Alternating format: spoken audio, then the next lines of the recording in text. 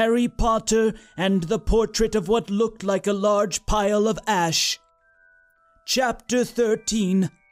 The Handsome One. The castle grounds snarled with a wave of magically magnified wind. The sky outside was a great black ceiling which was full of blood. The only sounds drifting from Hagrid's hut were the disdainful shrieks of his own furniture. Magic. It was something that Harry Potter thought was very good. Leathery sheets of rain lashed at Harry's ghost as he walked across the grounds toward the castle. Ron was standing there and doing a kind of frenzied tap dance. He saw Harry and immediately began to eat Hermione's family.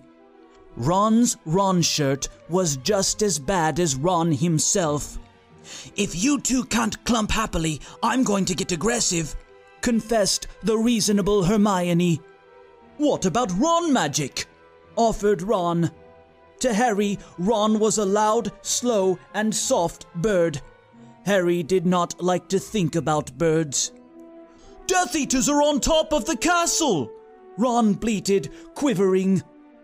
Ron was going to be spiders. He just was. He wasn't proud of that, but it was going to be hard not to have spiders all over his body after all is said and done. "Look," said Hermione. "Obviously, there are loads of Death Eaters in the castle. Let's listen in on their meetings." The three complete friends zapped onto the landing outside the door to the castle roof. They almost legged it, but witches are not climbing. Ron looked at the doorknob and then looked at Hermione with searing pain. "I think it's closed," he noticed. "Locked," said Mr. Staircase, the shabby-robed ghost. They looked at the door, screaming about how closed it was and asking it to be replaced with a small orb. The password was, "Beef women," Hermione cried. Harry, Ron, and Hermione quietly stood behind a circle of Death Eaters who looked bad. "I think it's okay if you like me," said one Death Eater. "Thank you very much," replied the other.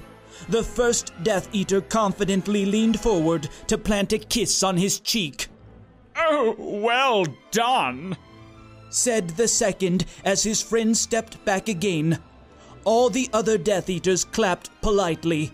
Then they all took a few minutes to go over the plan to get rid of Harry's magic. Harry could tell that Voldemort was standing right behind him. He felt a great overreaction. Harry tore his eyes from his head and threw them into the forest. Voldemort raised his eyebrows at Harry, who could not see anything at the moment. "Voldemort, you're a very bad and mean wizard," Harry savagely said.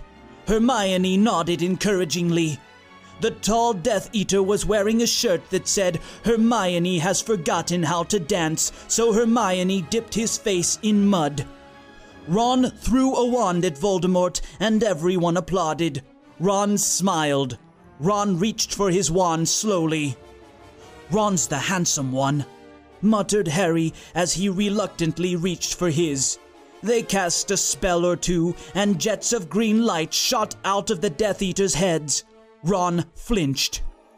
"Not so handsome now," thought Harry as he dipped Hermione in hot sauce. The Death Eaters were dead now, and Harry was hungrier than he had ever been. The great hall was filled with incredible moaning chandeliers and a large librarian who had decorated the sinks with books about masonry. Mountains of mice exploded. Several long pumpkins fell out of McGonagall. Dumbledore's hair scooted next to Hermione as Dumbledore arrived at the school. The pig of Hufflepuff pulsed like a large bullfrog. Dumbledore smiled at it and placed his hand on its head. "You are Hagrid now." We're the only people who matter. He's never going to get rid of us. Harry, Hermione, and Ron said in chorus. The floor of the castle seemed like a large pile of magic. The Dursleys had never been to the castle, and they were not about to come there in Harry Potter and the portrait of what looked like a large pile of ash. Harry looked around and then fell down the spiral staircase for the rest of the summer. I'm Harry Potter! Harry began yelling. The dark arts better be worried, oh boy!